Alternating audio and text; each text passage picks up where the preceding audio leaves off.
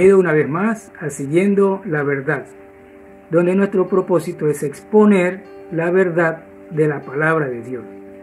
Corresponde para hoy Mateo capítulo 8, 18 al 22. El título es de esta lección: La autoridad del rey ordenará todas las cosas, empezando con ordenar nuestro corazón. Hemos entrado al capítulo 8 del Evangelio de Mateo. Antes, en los primeros 7 capítulos, estudiamos las palabras del Rey Jesús en el Sermón del Monte y otros capítulos. Podemos recordar 3 aspectos de la naturaleza del reino que hemos visto. 1. Debes entrar con arrepentimiento. 2. Debes aprender a solo oír la voz del Rey. 3. Debes hacer de inmediato lo que pide el Rey. Jesús dijo que si alguien oye su palabra y no la hace, su vida caerá en una grande ruina.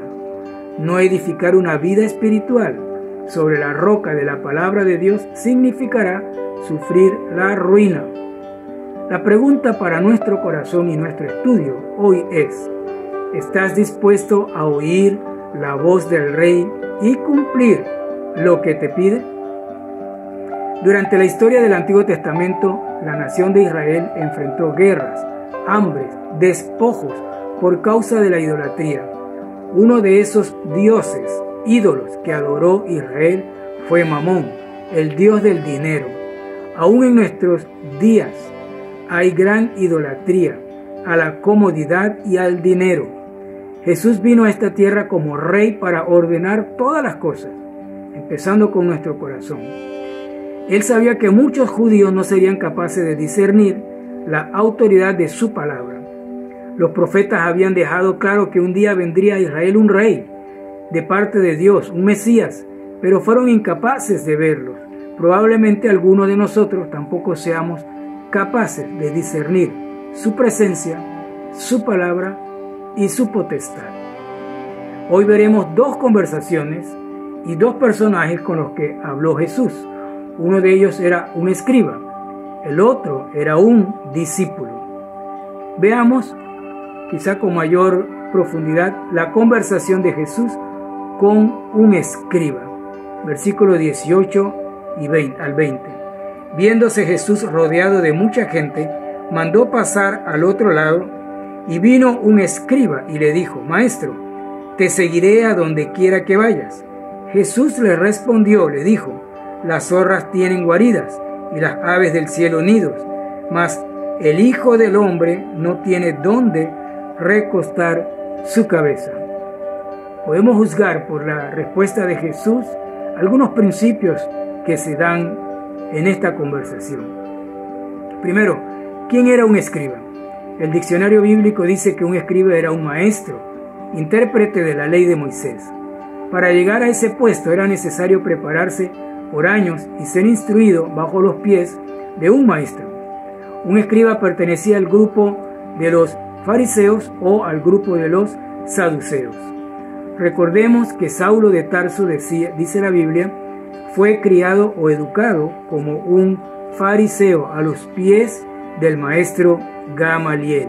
Un escriba debería ser sumiso a su maestro porque su meta era convertirse también en un maestro. Letra B, segundo punto aquí, la promesa que el escriba hizo a Jesús. Maestro, te seguiré a donde quiera que vayas. Surge la pregunta, ¿fue sincero este escriba? ¿Tenía este escriba genuino interés para seguir a Jesús? El versículo 20 es la respuesta que dio Jesús. Pero nos da a pensar esa respuesta. Con esta respuesta de Jesús es claro que los intereses del escriba eran otros muy diferentes a los del reino de los cielos. Esas palabras de Jesús le habrán causado sorpresa y resquemor. Lo que el escriba nunca imaginó fue que Jesús tenía la autoridad y la capacidad de leer las intenciones y los pensamientos del corazón. Mateo 9:4 nos lo dice. Dice: y conociendo Jesús los pensamientos de ellos. El libro de Mateo curiosamente, dedica casi todo el capítulo 23 a un discurso de Jesús, donde trata el problema de la hipocresía y el orgullo de los religiosos. Aprendemos que hay tres cosas que impiden a los individuos a entrar en el reino de Dios. Por lo menos tres: el orgullo, la fama y la vanidad. Veamos algo de esto, de la fama, del orgullo, de la vanidad, de algunos escribas y de lo que Jesús pudo analizar de los escribas. Mateo capítulo 23, versículo 5. La primera parte: antes, hablando de los escribas y fariseos, hacen todas sus obras para ser vistos por los hombres. Mateo 23, 6. Y aman los primeros asientos en las cenas y las primeras sillas en las sinagogas. Y Mateo 23, 7. Y los saludos en las plazas. Y aman que los hombres les llamen ¿qué? Rabí, rabí. Un título: maestro, maestro. Jesús supo con claridad que este hombre no era apto para seguirlo. En tercer lugar, podemos decir aquí que las palabras del escriba mostraron su hipocresía. Mateo 8:19. Le llamó a Jesús maestro. ¿Por qué le habrá llamado maestro? ¿Cómo otros le han llamado a Jesús? El escriba se dirige a Jesús usando el título de maestro, pero el escriba también era un maestro. Él se puso al mismo nivel que Jesús. Muchos científicos y religiosos se han colocado al mismo nivel que Jesús. En este capítulo 8, curiosamente, se nota una lista de personas que se encontraron con Jesús. La pregunta sería: ¿con qué título le llamaron a Jesús cuando se encontraron con él estas personas? Una lista de 7 personas o grupos con los que tuvo un encuentro Jesús.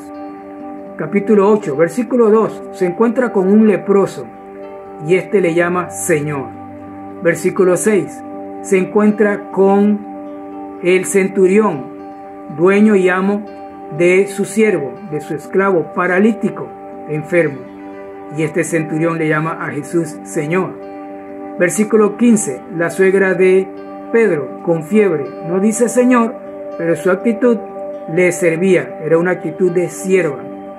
El mismo escriba, versículo 19, le llama maestro.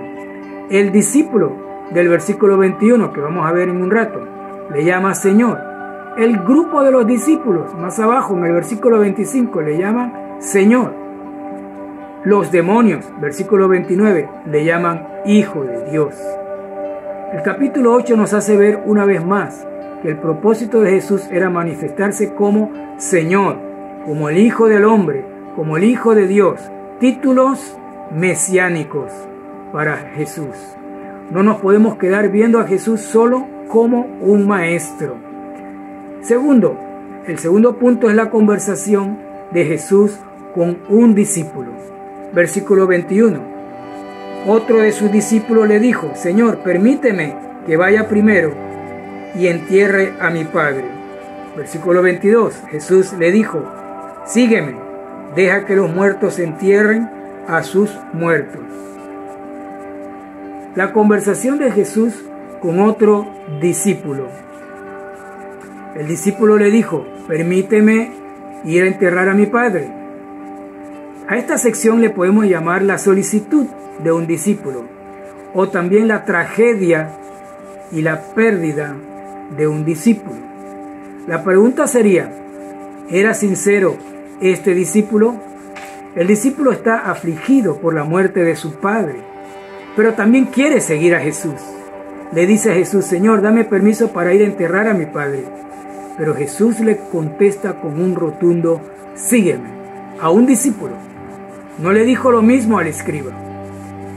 Es el momento clave de Jesús en el discipulado para convertir a este discípulo también en una pieza clave dentro del reino de Dios. ¿Le diría sí Jesús o le diría no a la solicitud del discípulo? Si le diría sí, entonces los intereses del discípulo eran primero. y Jesús era segundo. Si le diría, no tienes que venir o no tienes que ir, sería un no legalista. Pero ese era el momento para Jesús manifestarse como rey, por lo menos para el discípulo. Y le dio una orden, le dijo, sígueme. El discípulo se estremeció y escuchó la voz del Señor. En ese momento no escuchó al maestro, escuchó al Señor. Seguro que antes había escuchado en el discurso del monte al mismo Señor Jesús. Cualquiera que me oye estas palabras y no las hace, le compararé a un hombre insensato que edificó su casa sobre la arena, y fue grande su ruina. El discípulo ya había tomado una decisión. Quedó registrado en el versículo, en la Biblia, con el título de discípulo. No hay experiencia terrenal que sustituya al mandato del rey. La autoridad del rey es lo único que puede ordenar nuestras vidas y ordenarnos dentro del reino de Dios. Y por supuesto, solo su palabra puede ordenar todas las cosas aquí en la tierra. La autoridad de su palabra está por encima de todas las cosas. Concluyamos por hoy. 1. Lo primero que debemos ordenar en nuestro corazón son los valores del reino de Dios, por sobre los valores terrenales. 2. La pregunta de hoy: ¿estás dispuesto a oír la voz del Rey y cumplir lo que te pide? 3. Si somos discípulos y si Jesús es el Rey, debemos ser capaces de discernir su presencia, su palabra y su potestad o autoridad. Dios bendiga su palabra y Dios nos bendiga.